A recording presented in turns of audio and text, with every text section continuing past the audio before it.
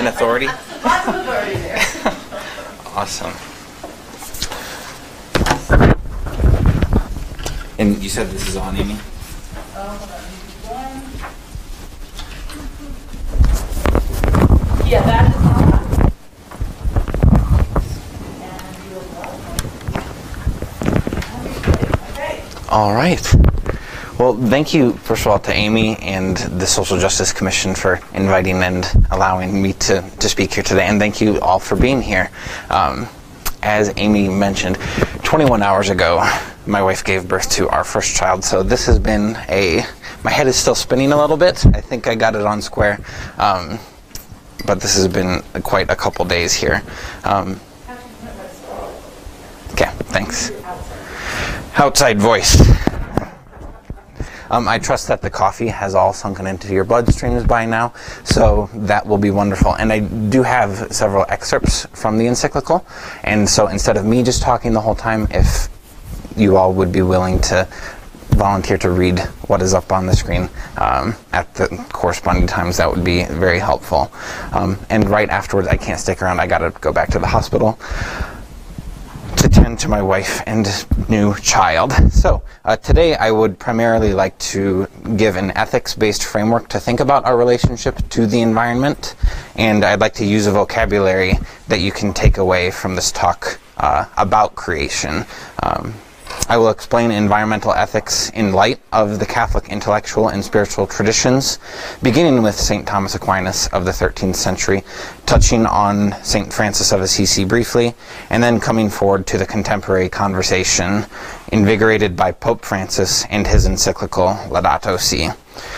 I hope to do this all through the lens of the subtitle on the PowerPoint, Recta Ratio Towards an Ecological Understanding of Recta Relatio, meaning right reason towards an ecological understanding of right relationship. Recta ratio, right reasoning; recta relatio, right relationship.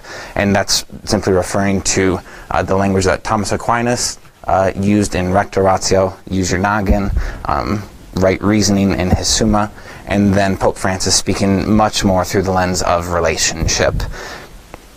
And these are not contradictory or opposite ways of approaching theology and the environment. They're just different, and in fact, I think enhance one another. And I think we'll see that here today. First, let's begin with two narratives recorded in the book Quest for the Living God by Catholic theologian Elizabeth Johnson that draw the mind out of our everyday experience and into the broader context of creation as a whole. Firstly, in photographs taken from space, our home planet looks like a bright blue marble swirled around with white clouds.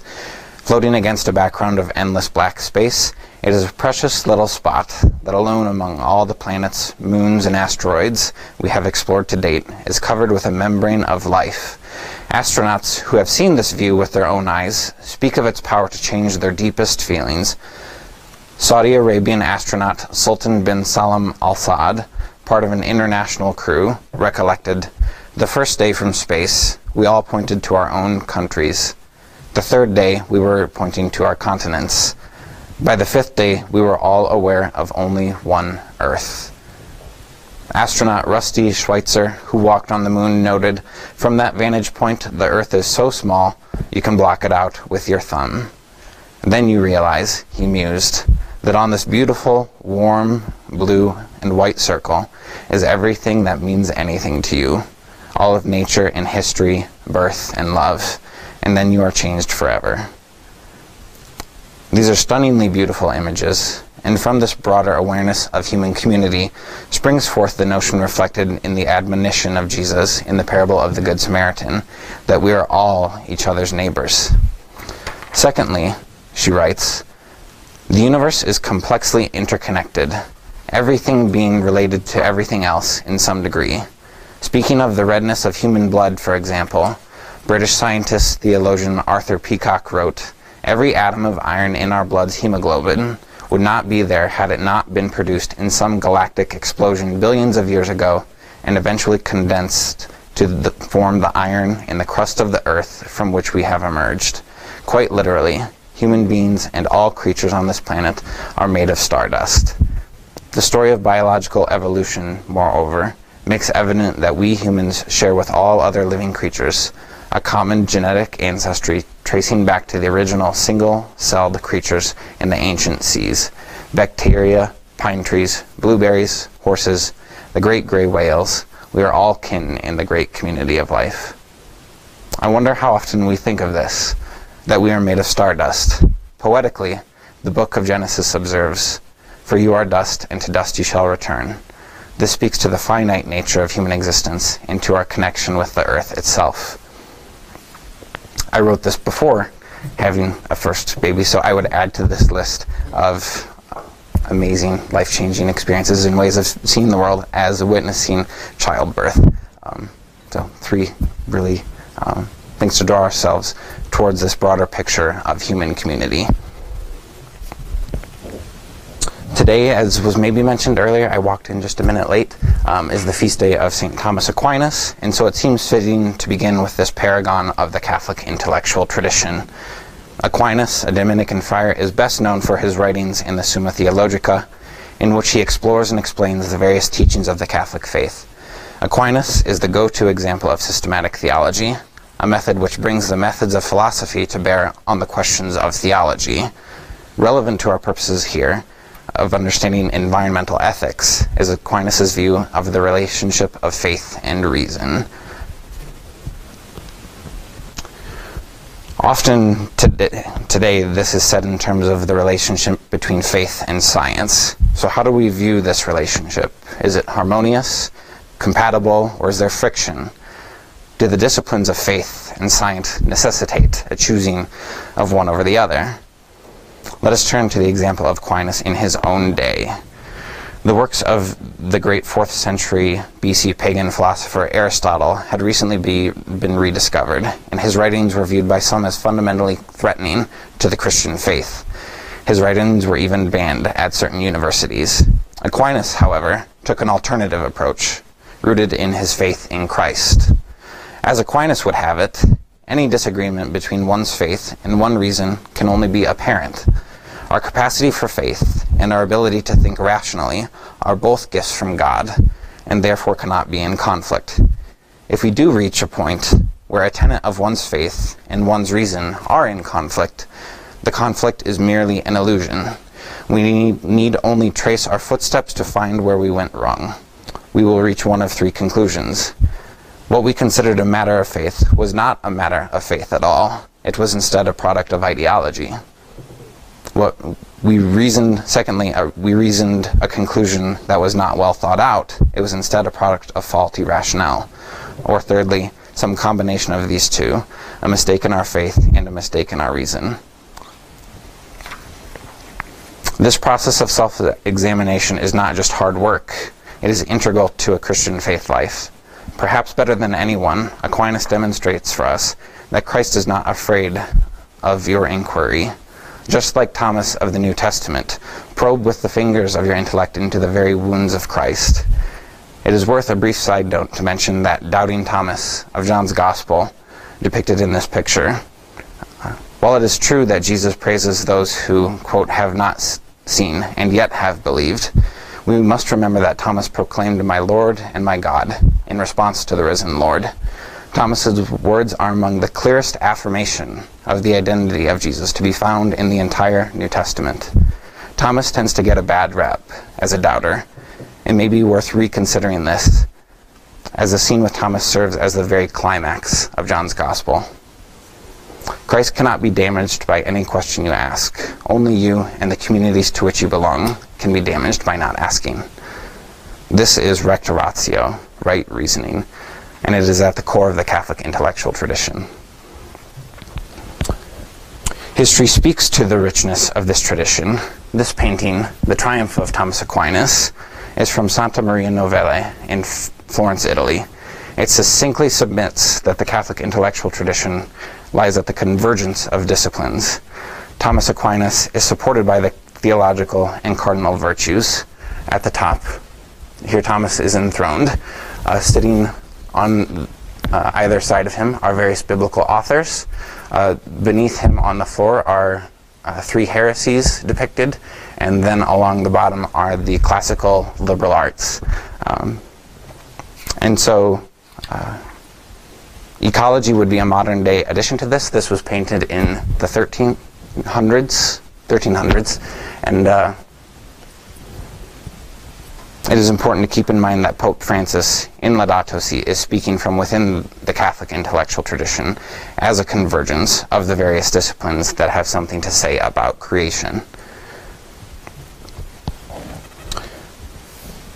Pope Francis describes Francis Assisi as his guide and inspiration, and he uses the language of St. Francis's Canticle of the Sun in the opening paragraph of Laudato Si, writing, "Our common home is like a sister with whom we share our life, and a beautiful mother who opens her arms to embrace us." So what do Pope Francis and St. Francis have in common? They both very much have a simplicity of lifestyle. Both of the ways they talk about theology is non-jargony, it's not technical language. Laudato Si is a very accessible, very readable encyclical. Both are greatly concerned for the marginalized and are deeply intimate with God's creation. Both have a very spontaneous, missionary, non-hierarchical, and a joyous sense about them. So what does the Pope say about what St. Francis has to offer in a discussion about environmental ethics? And here's where I would like a little bit of help. Sure, thanks. St. Francis is the example par excellence of care for the vulnerable in his role in ecology, lived out joyfully and without. He is the patron saint of all who study and work in the area of ecology, and he is also much loved by our Christians. He was particularly concerned with God's creation and for the poor and outcast. He loved and was deeply loved for his joy, his generous self-giving, his open-heartedness. He was a mystic and a pilgrim who lived simplicity and in wonderful harmony with God, with others, with nature, and with himself. It shows us just how inseparable the bond is between concern for nature, justice for the poor, commitment to society, and interior peace. Thank you. And this parentheses LS10 is just a reference to Laudato Si, paragraph 10, so you'll see that throughout. And could I have someone else? Sure. Francis helps us to see that integral ecology calls for openness to categories which transcend the language of mathematics and biology, and take us to the heart of what it is to be human. He communed with all creation, even preaching to the flowers, inviting them to praise the Lord. His response to the world around him was so much more than an intellectual appreciation of economic calculus. For to him, each and every creature was a sister, united to him by bonds of affection. The poverty and austerity of St. Francis were no mere veneer of asceticism, but something much more radical, a refusal to turn reality into an object, simply to be used and controlled. Thank you. And last one for now. Yes. What is more, St. Francis, faithful to the Scripture, invites us to see nature as a magnificent book in which God speaks to us and grants us a glimpse of his infinite beauty and goodness, rather than a problem to be solved. The world is a joyous mystery to be contemplated with gladness and praise. Thank you. Any responses to that or questions?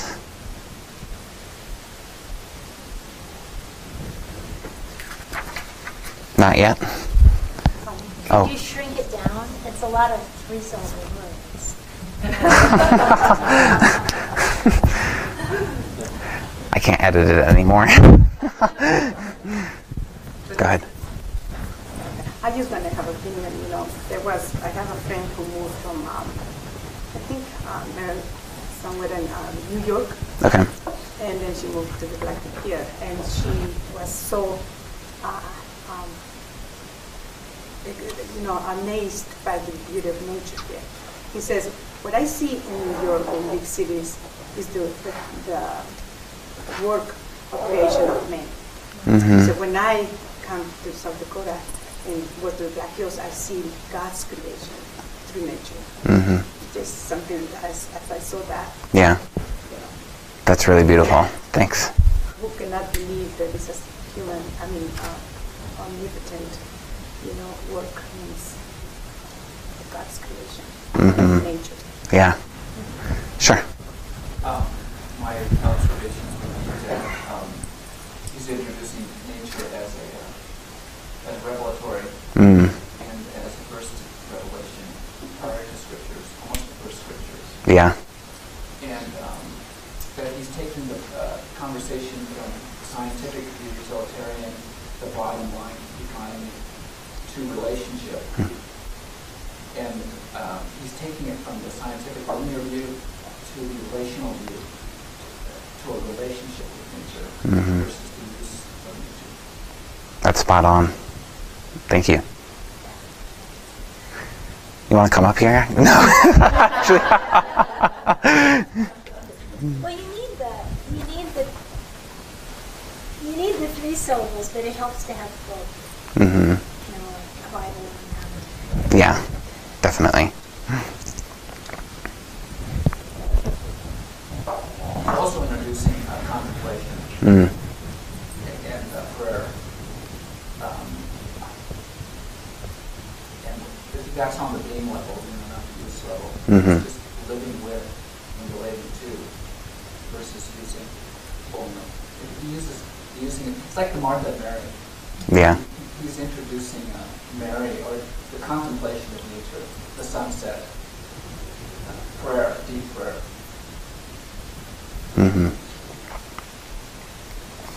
So in Francis's Canticle of the Sun, he uses brother sun, sister moon, brother wind, sister water, brother fire. This very deeply intimate language that I don't hear really ever. Maybe I'm just living in a box, but this vernacular is not well used in our culture, and I think that there's something to learn from St. Francis with this. And I sort of wonder why we don't use this kind of intimate language with relationship to nature. Does anybody have any thoughts about that? I'm just going to add one more that I think he also called Sister Death. He did. And how many of us think, that, Yeah. but as a sister, as somebody that it's our end. Yeah. Without fear, but At a point when he was very ill. I think it might have been in the Canticle of the Sun. I'm forgetting now. But he was just that, Sister Death, that's another level of spirituality. Well, it seems, so New Age, woo-woo, that kind of, that a more orthodox, traditional Catholic viewpoint would shy away from. Sure. I would say it also reflects that we're more of a dehumanized culture. We don't like to humanize things that aren't obviously human. So we're very selective in how we would use those kind of references. Yeah, absolutely. Sure. I think one reason we don't is even in Rapid City, we don't see those things. Like we were just talking about Native Americans, indigenous cultures. I spent a year on a cattle ranch.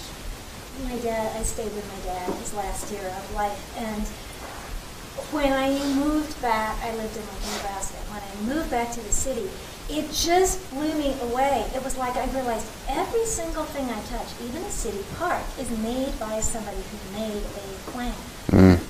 And we don't realize how far we remove ourselves from creation. We get every single thing out of our house that's alive, unless we put it there on purpose, like a pet. And so we don't, if we started using those words, I don't know if it would change our minds or not. Well, sure. I want to come back to that idea. Oh, I did. In addressing your why we've left this world, brother, son, looking at and experiencing the creation as familial. Mm-hmm. I think a huge part of it came about because of the industrial, technological, corporate development, and where we got alienated from experiencing nature as family. Mm-hmm. We forgot our mother. Yeah. In a sense, it's matricide in a sense. Mm-hmm. And so, coming back to what you're saying about if we did begin to use this sort of language, how would that? Can you imagine how it would feel to use that language in your day-to-day life? Would it be sort of uncomfortable to talk like that? Don't you have to know your brothers and sisters? Like he was saying, in the city, you really don't know what the moon phase is. You have to look it up. Mm-hmm. Yeah. You don't even know your neighbors a lot of times. Mm-hmm. And I wonder if we did use this language, not that I do not use this language, so this is just sort of exploring the idea based on Pope Francis's encyclical and St. Francis's relationship with the environment. I think that if we did use this language and truly meant it, and there would be that level of intimacy with creation and with the environment around us, that we would feel more of a responsibility to care for it, so that if we saw it being damaged, there'd be sort of more of a sense of accountability to care for it as our next of kin. So I wonder if there is, again, I don't talk with this language, but I do wonder if it would be helpful to think this way and to begin to speak this way. But on the other hand, this is the language of poetry. I mean, this is the language that we use when we go deeper into our human creativity. Yeah. And so, to me, this is the language of the arts, the writers. I mean, if our writers didn't take us to that level, everything would be much less rich, right? As far as our human experience. Yeah. So, to me, that's the beauty of it. It's beautiful, really. And you can see where it's almost a poem. I mean, you could see it would be a poem. Yeah. It could be put into a poem. And it's the Canticle of the Sun is a song, so it truly is. And to me, that's what I probably would call it, my ecological conversion of my heart. When I begin to see that with those eyes, Yeah. my heart, will be in connection with that, nature. One time I used to go to Mexico, with my children and driving, but my ex-husband, and we would cross the border. And guess when you have children, probably experience that in the future. Yeah. All in the car and diapers and things like that, and the bag and everything. And when we went on the other side of the border, it was dirty, the streets and everything. And there was one lady sweeping, and she was upset when she not upset, but when she saw me that I put the garbage of diapers and a real can that she had, I said, "Thank you so much." She said, "Could you save me to sweep that? Do you see all this garbage? It is all the people who come from the U.S. So as soon as they cross the border, because over there they control them, they penalize them, they throw them on the road. But over here, as they come, they just drop it everywhere." And I saw that, and to me that those words of her, converted my heart as well, because I'm more conscious. Even when I'm in Mexico now, every garbage I try to put it in a place where it should be. And they even have in Mexico a special word, ponga la basura en su lugar. Put the garbage in the wrong place.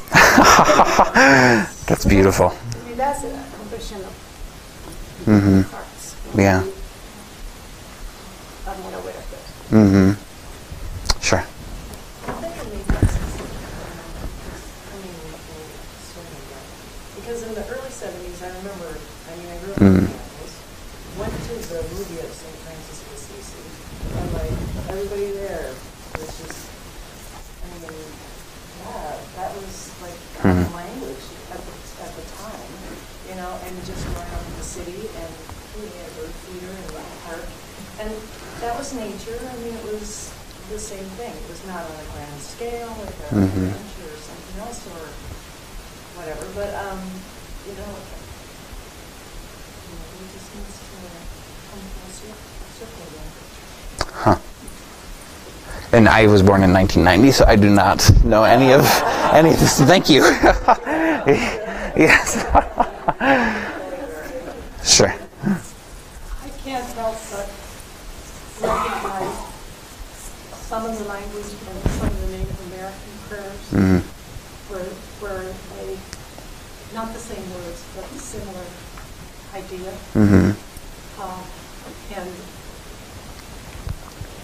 they're native, but they're also Christian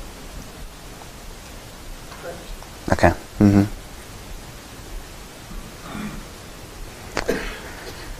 Anything that's not as maybe? So this is just in the spirit of the way that Pope Francis wrote Laudato Si as this inserting into a dialogue and calling for dialogue and conversation. Are there anything that might be negative about this? Animism. Can you familiarize me with that word? Right.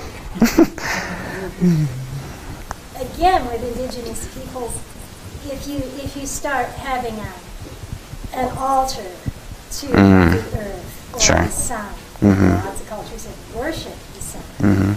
So you wanna remember that God put nature under us and that God is over us. Yeah, definitely. Yeah, just to connect up with pantheism, and then pantheism, which is, essentially the only thing it does, I think, is it limits God. When you confine God to that which you can see and relate to. Sure. And there's inbuilt negating of God. Yeah, so like animism is like the exclusion of God, whereas pantheism is like looking at only creation. All the senses involved in the senses. Yeah. Somebody said it felt sort of New Age a bit ago. So there could be that component of it as well. Even though Francis is from the 1300s, so it's way before New Age, but it does have that tone to it as well. It just speaks of the divinity of all creation. Yeah. I think it Looks doesn't. at the connections. Does it perhaps run the risk, though? I mean, are Catholics are we the only ones who see the uniqueness of man in a sense? Like, we're able to, like, the singular dignity. Like, we're the only ones that have a particular dignity. I think that's pretty common across Christianity and and Judaism, I would imagine, and at least the main religions, I would say, probably recognize humans as created in some sort of separate way from the rest of creation, special, unique. Does anybody else have any sense of that, a pulse on that idea? I think those are universal sort of human feelings. Yeah. I think this terminology might conflict with the idea that the planet is meant to be used by people. Okay. In other words, if you make it too touchy-feely, like, oh, we can't hurt the water, we can't mess with the wind, or we can't intervene for our own good. Yeah. But that's part of the corruption that we're dealing with, right? The idea that, I mean, there's sort of this idea that the earth is just meant to be used. Like, it's just here for us to be used, not that we're really symbiotic, that we're part of that. It's just like it's like a to be exploited. Yeah. Right. I mean, we see that all the time. So I think this kind of terminology would tend to conflict with that. Like, now you're making it, like we shouldn't dig a coal mine or something because our brother Earth is, we're violating something. But I think this language too is probably pretty strong in like the Eastern religions, like Buddhism and that. Yeah. And so that's another where somebody might say, well, it's not Christian to think that way, to think that Because our culture is more like, let's use the earth. Yeah. Let's get what we can out of it. Yeah. So I think that's where it would create a bit of a conflict. Yeah, so there's this spectrum of sort of this utilitarian view of the world on the one end, and then on the other end of the spectrum, the opposite of that. And so, but there's, go ahead. Well, and I think there's a deep connection with Baltimore Catechism. Okay.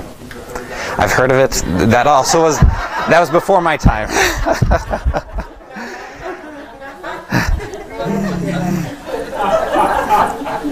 My grandfather has told me about it.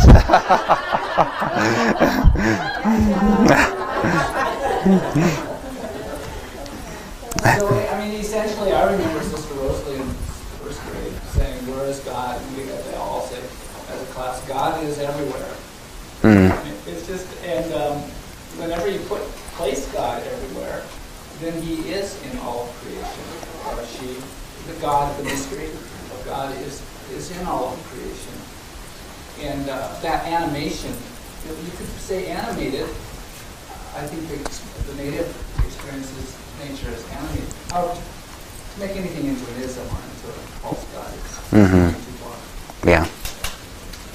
And Pope Francis does talk in the encyclical about this balance, to not turn nature itself into a deity, but also not to view it as from an only utilitarian perspective.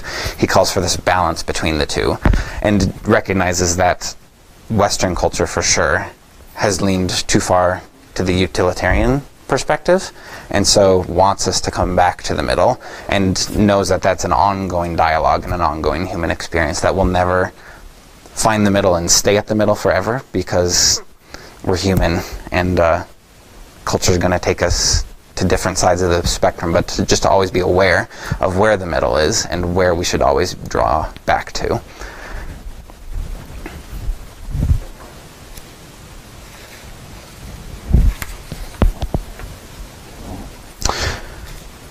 So on to Laudato Si. Pope Francis says he wants to address every person living on this planet. I would like to enter into dialogue with all people about our common home, right from the beginning in the third paragraph.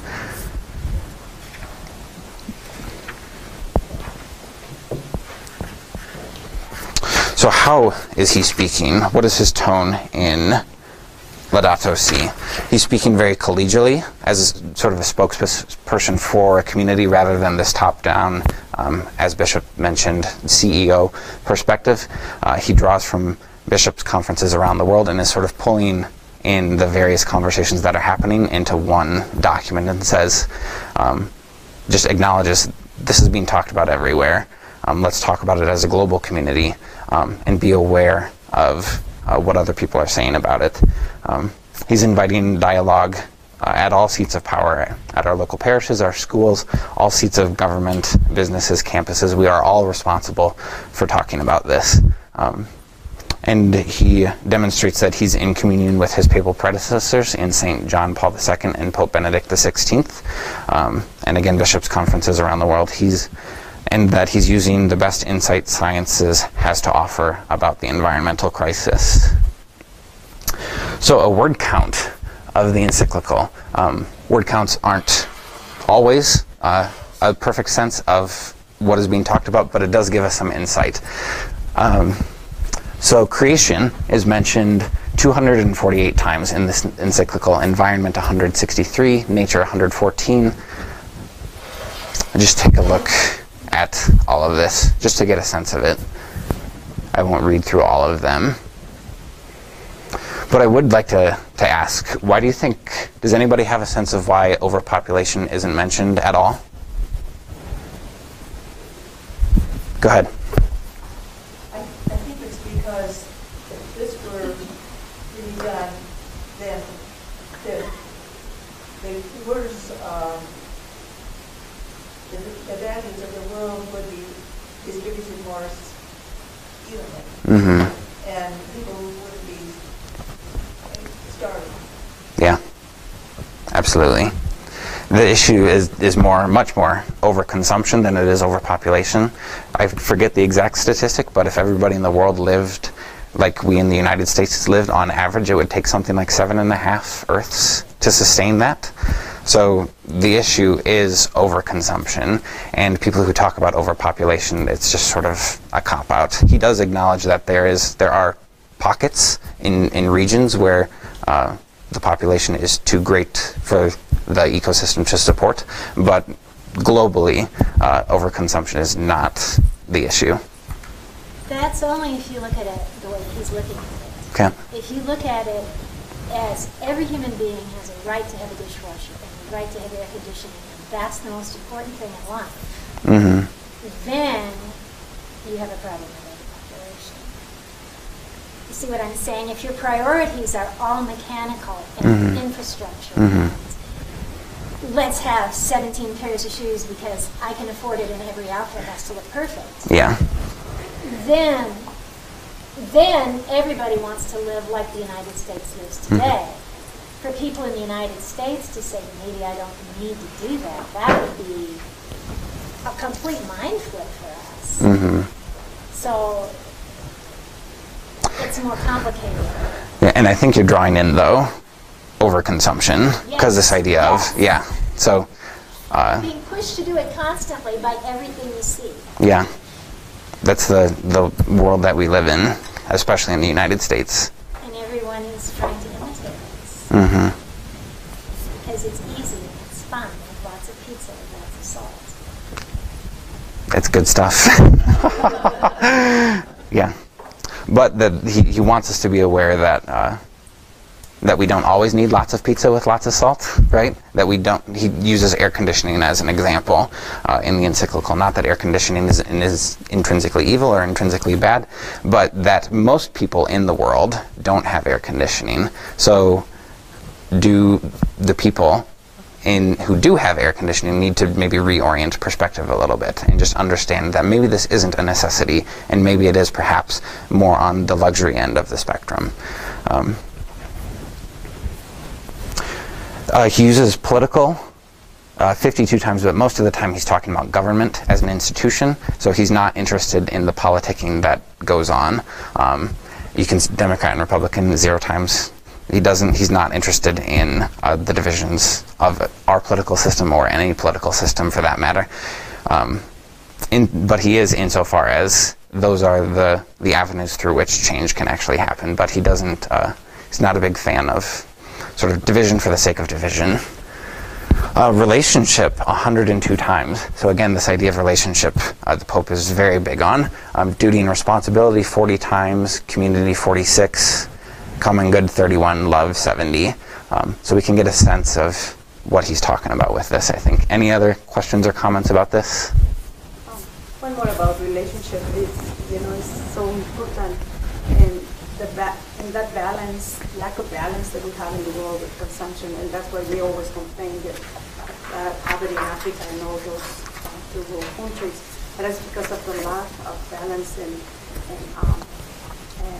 share, sees each other as a family. The reason for poverty is because on top they're not share, not see them as a responsibility to care for them properly. Poor.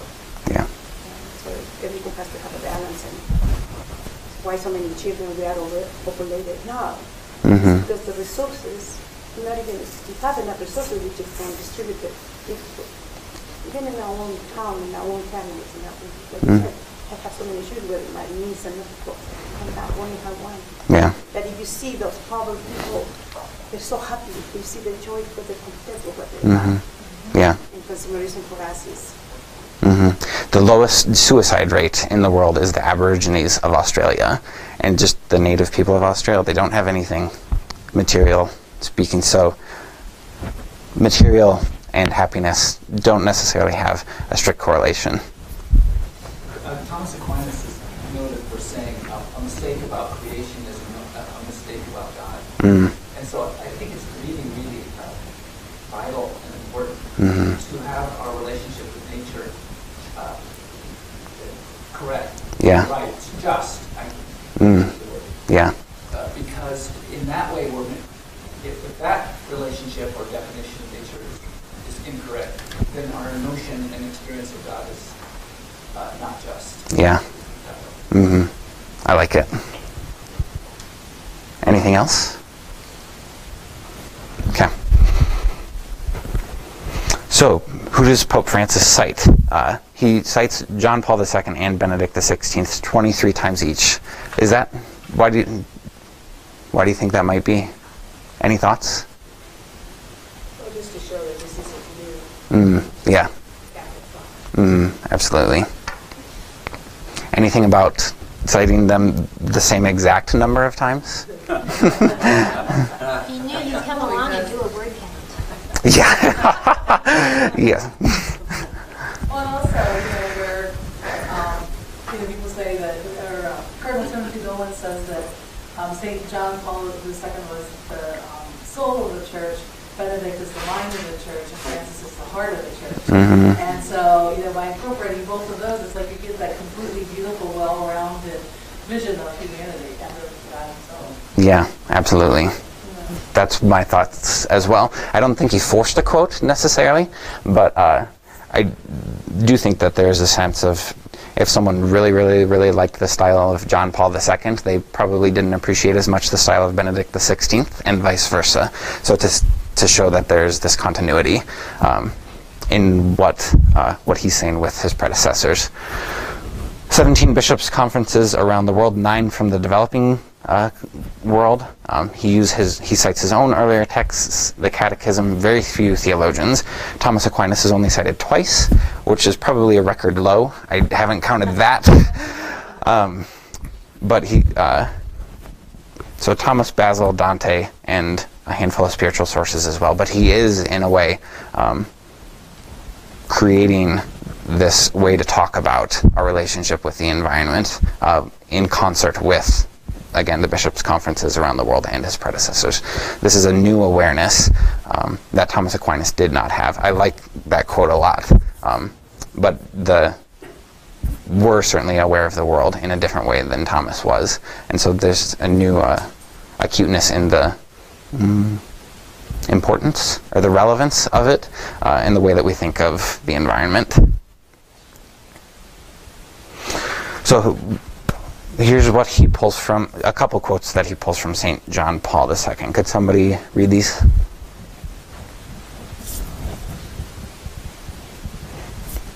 Amy, or sure. Go ahead. Okay. St. John Paul II. Humans often see no other meaning in their natural environment than what serves for immediate use and consumption. Lifestyle models of production and consumption and the established structure of power which today govern societies need significant change. Christians realize that their responsibility within creation and their duty toward nature and the Creator are an essential part of their faith. Thank you. Does anybody want to read this? Sure, thank you. Propose eliminating structural causes of the dysfunction of the world economy and correcting models of growth which have proved incapable of ensuring respect for the environment. Urged us to realize that creation is fun, where we ourselves have the final word, where everything is simply our property and we use it for ourselves alone. Misuse of creation begins when we no longer recognize any higher instance than ourselves, when we see nothing else but ourselves. Thank you.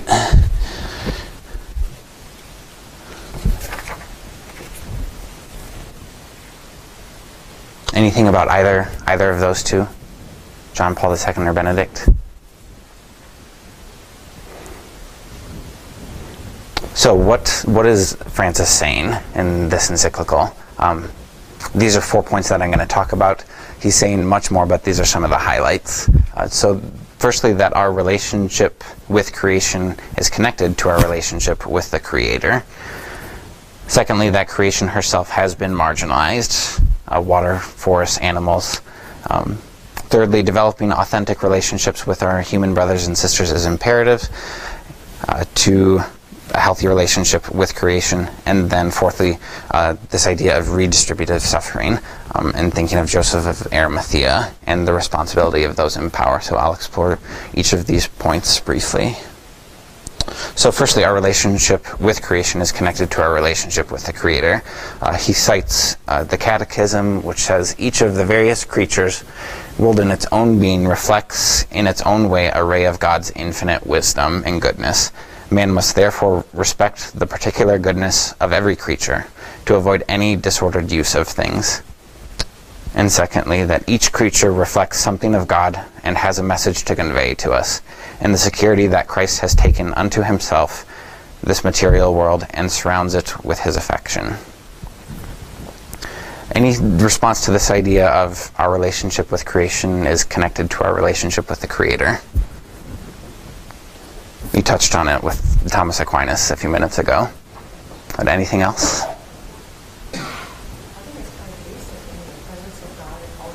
Mm-hmm. Yeah.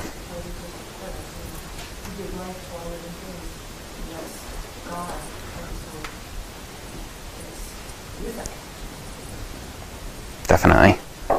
I just want to add one more kind of related too. It's the same way with us humans. Our relationship with God, depends on the relationship we have with others.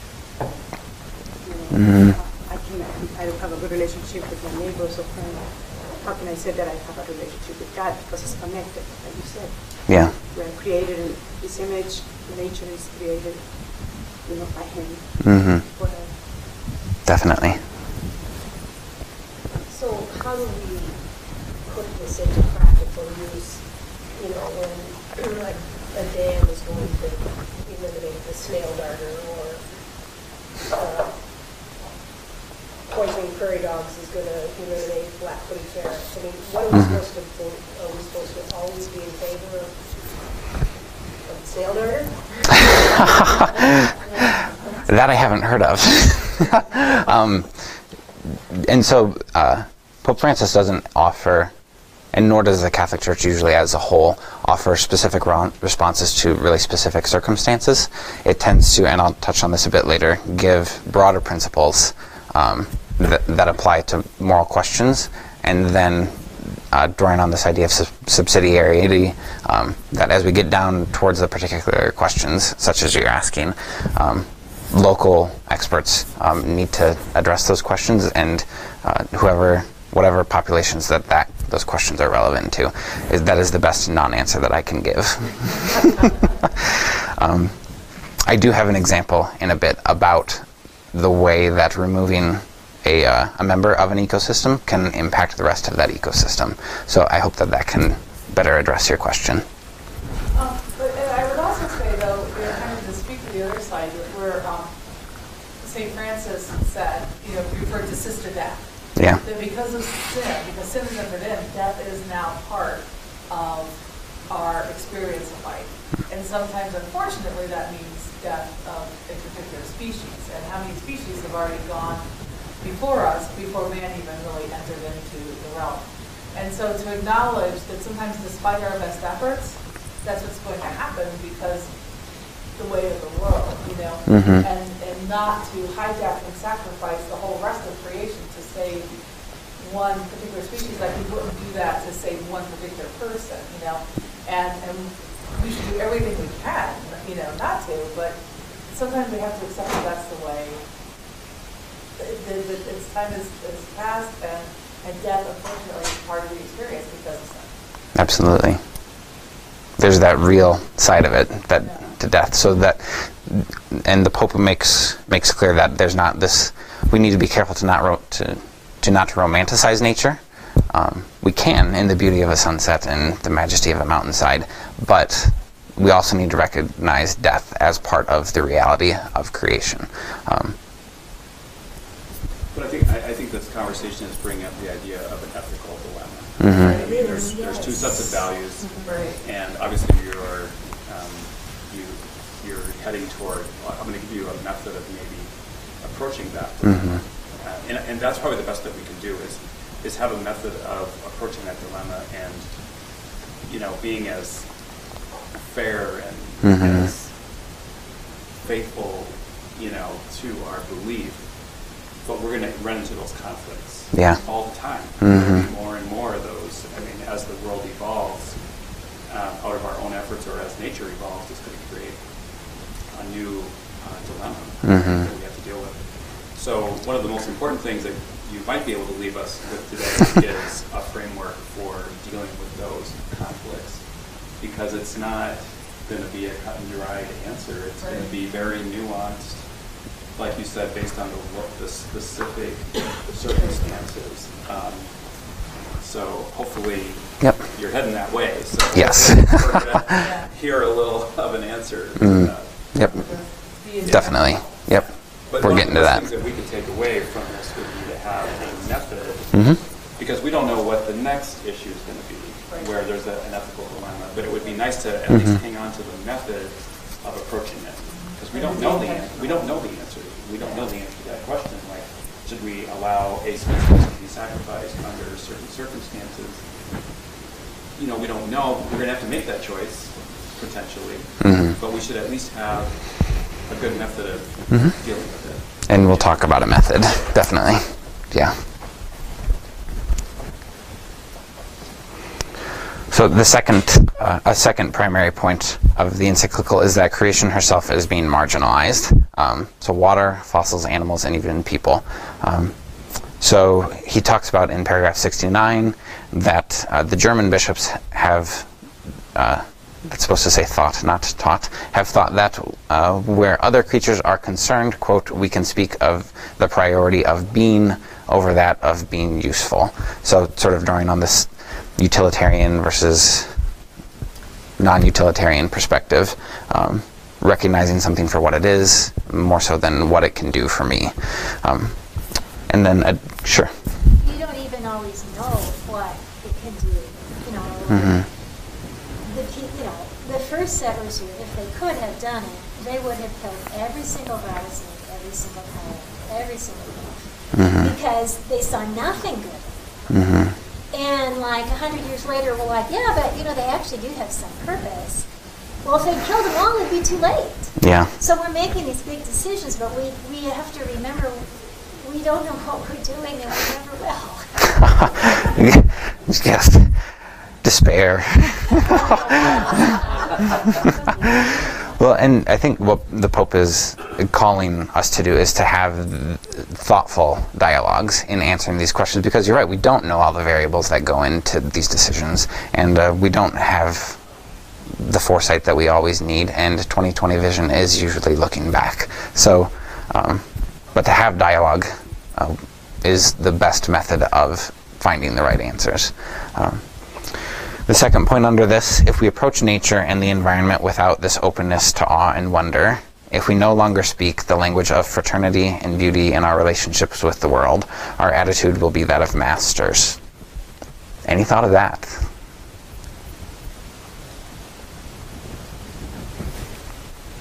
Yeah. Well, just as there is the risk of animism, adoring, idolizing creation, there's the risk of idolizing humanity also, and excessive humanism.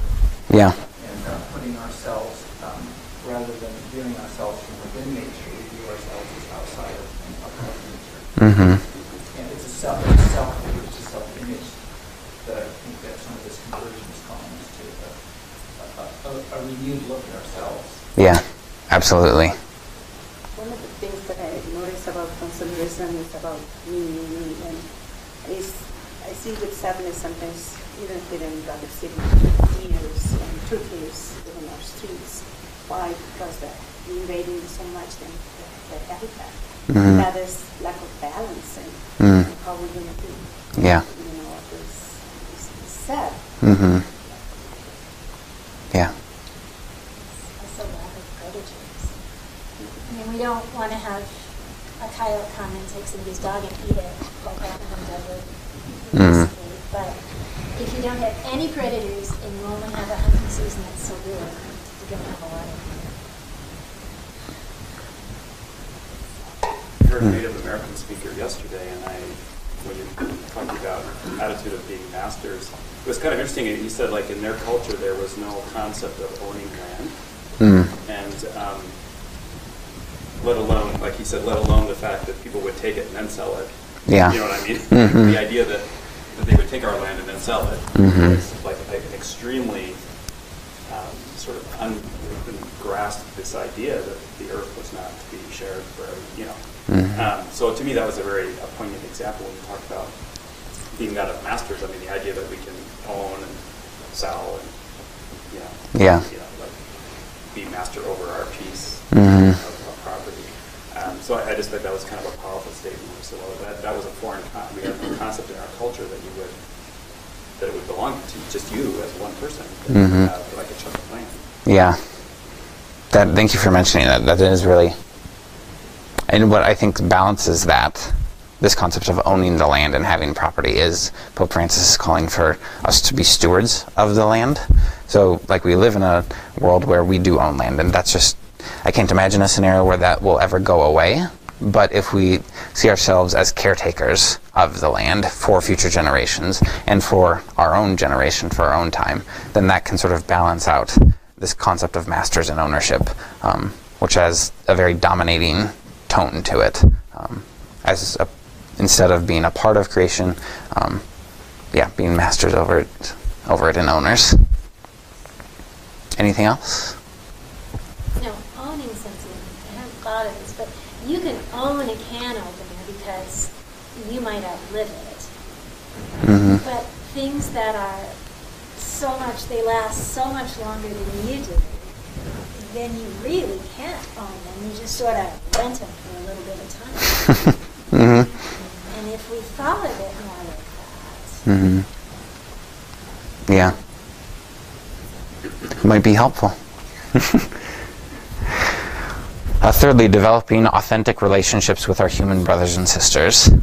In paragraph 120, he writes, "Since everything is interrelated, concern for the protection of nature is also incompatible with the justification of abortion. How can we genuinely teach the importance of concern over other vulnerable beings if we fail to protect a human embryo?" Secondly, we have to dare to speak of the integrity of human life.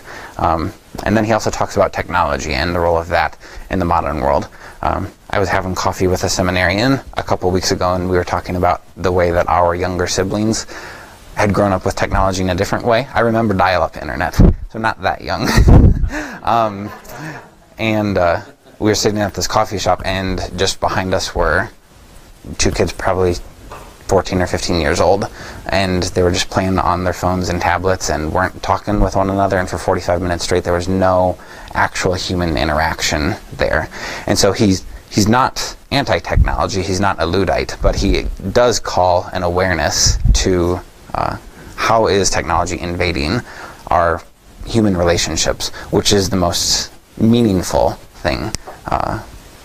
We can't put a monetary value on it, but these things are invading and degrading our relationships. So anything on this broader idea?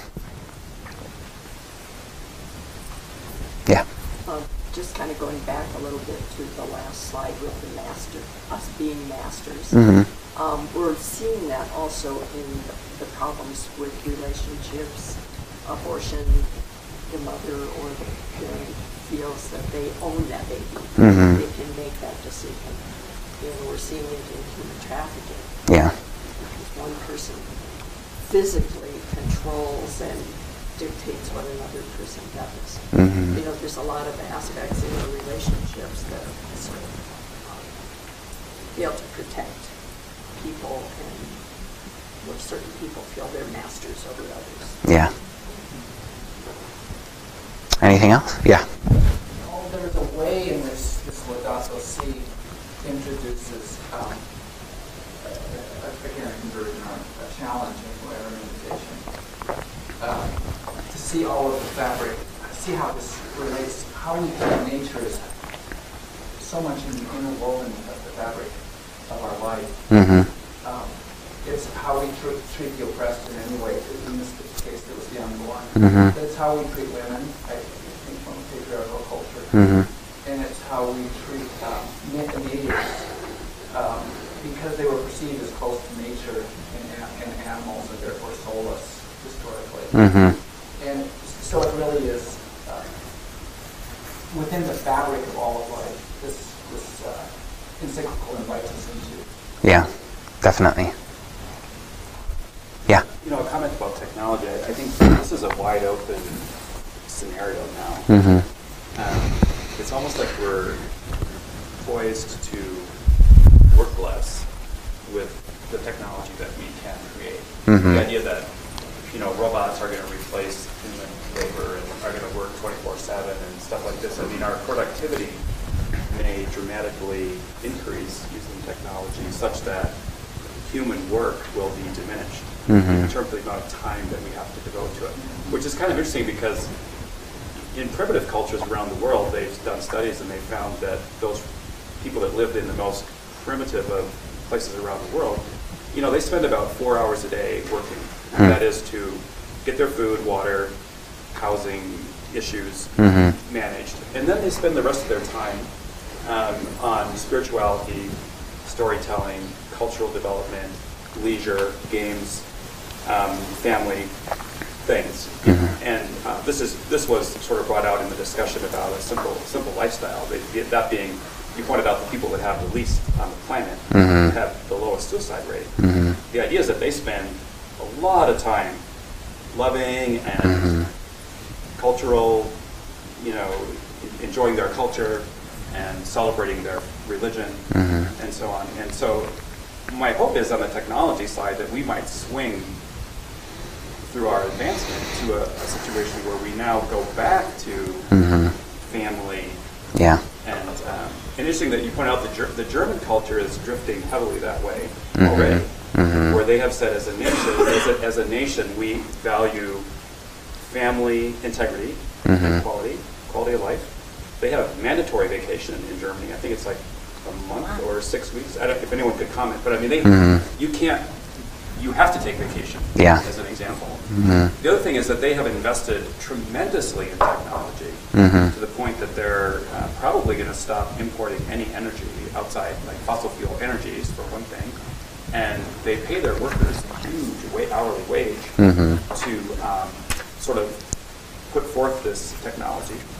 So I think it's kind of interesting that you quoted the German bishops, and I think that they're reflecting their country's, whether they be spiritually based or secular based goals of we value the people and the quality of their life, and we're not interested in, you know, working more and because we're focused on using the best of all technology to actually give us more time to enjoy what's important in life or to pursue, you know, what's more important in life. So it's kind of interesting that in our country, we're kind of going the other way. Everyone's working more and taking less vacation, you know, and we're actually compromising our sort of quality of life, whether it be spiritual or family or, you know, you name it. Yeah. So it's really kind of an interesting to think about that technology piece.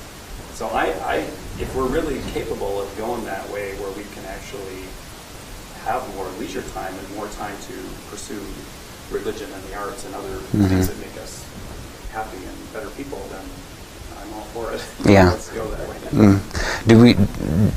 Can we talk about quickly a difference between quality of life and standard of living?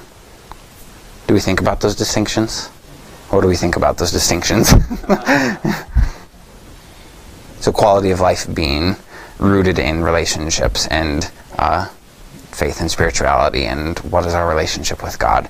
And standard of living is I'm going to own this car and this house and this technology and all those things. And that the social sciences, I don't remember the exact number, but the social sciences looking at, you know, what is the genuine source of happiness, say that anything above, it's around $50,000 or $60,000 a year of income.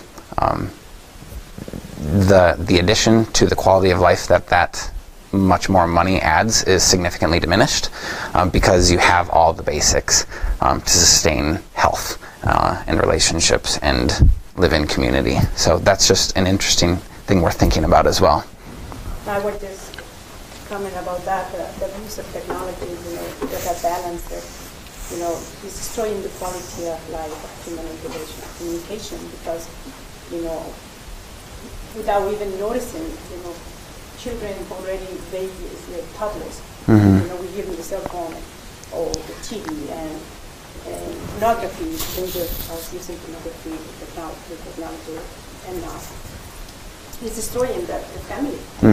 Because I think, I don't know if it was Pope, but a bishop shared with us, that because he talked to his priest, what do you have in that's set beside your bed? Your prayer book or your cell phone. And that's all for all of us, Bishop spoke about every minute when we wake up, to have the cell phone, go into the car, radio, turn on the TV.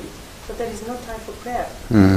Yeah. So that's the lack of the abuse of technology and the lack of balance, and how we're destroying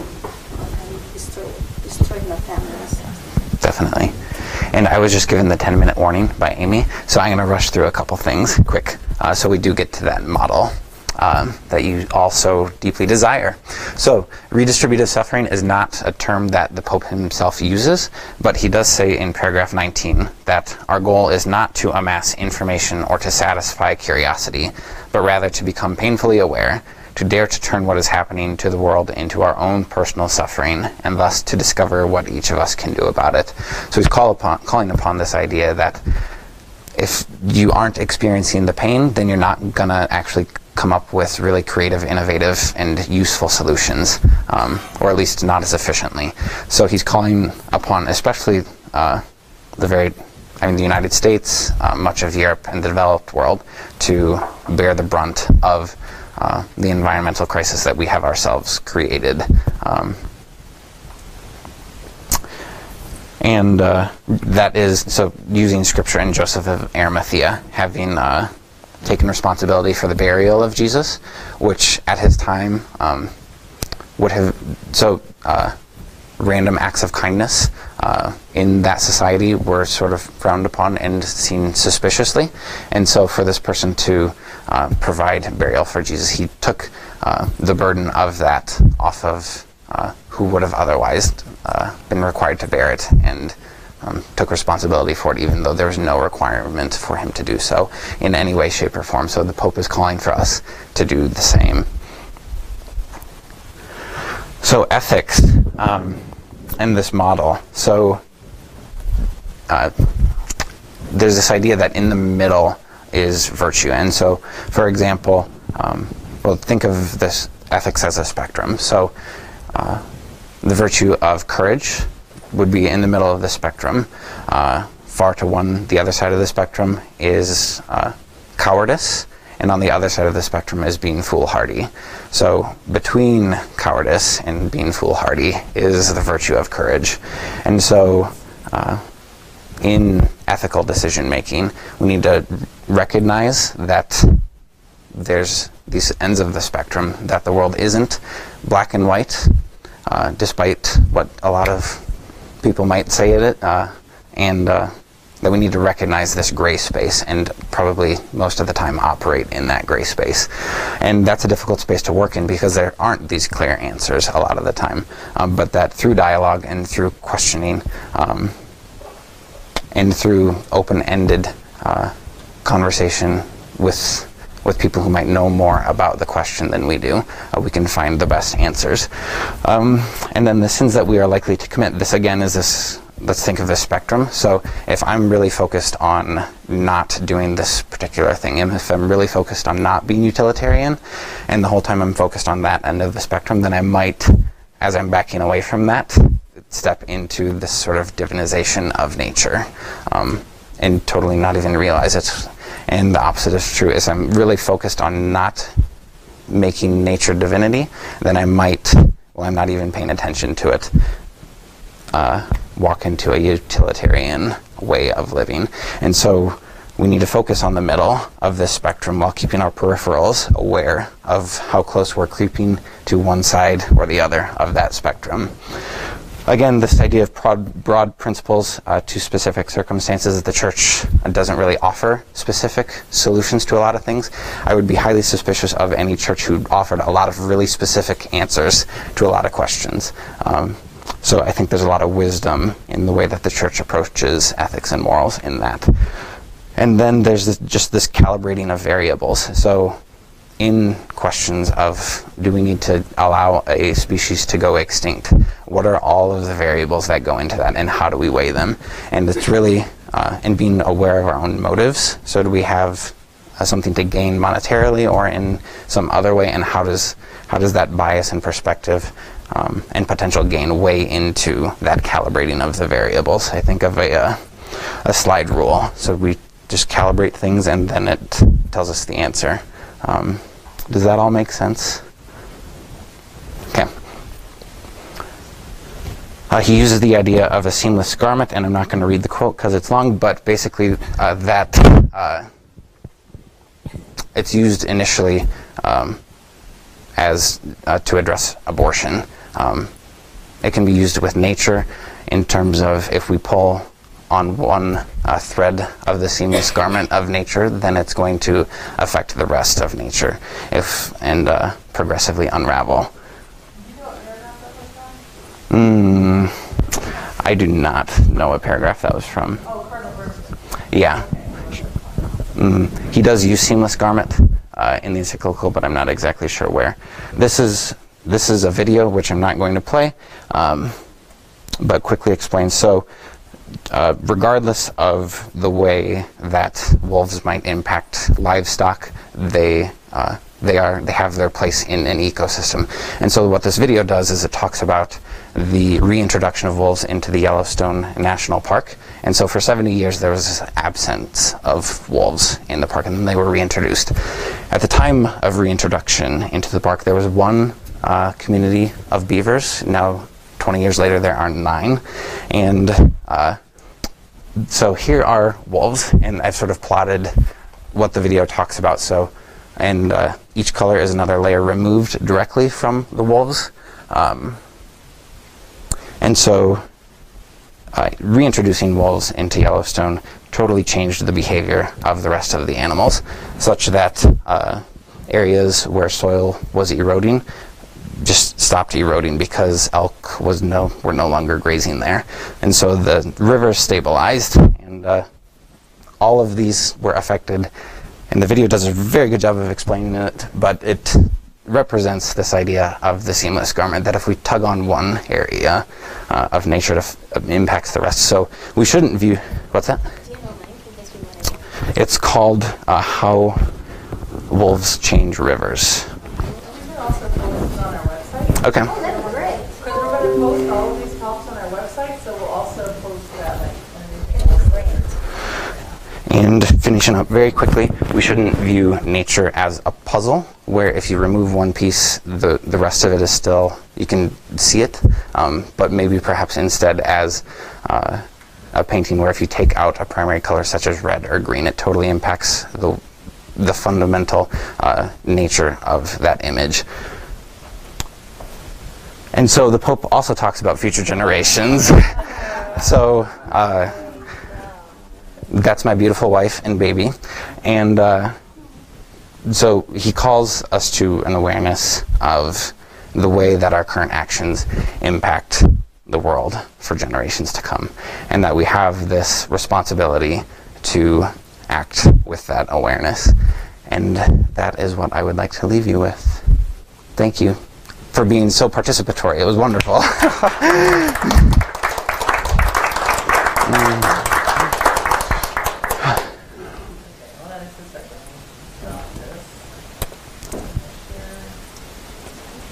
Is it a little girl? A little boy. We haven't decided yet. We have a few picked out, but wanted to meet the baby first, and so we're deciding now in the next day.